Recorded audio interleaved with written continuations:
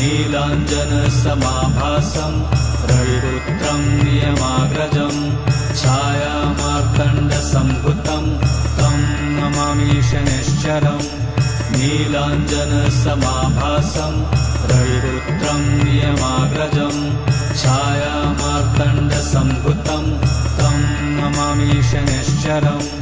नीलाञ्जनसमाभासं रविपुत्रं नियमाग्रजं छायामार्तण्डसम्भुतं तं नमामि शनैश्चरम् नीलाञ्जनसमाभासं रविपुत्रं नियमाग्रजं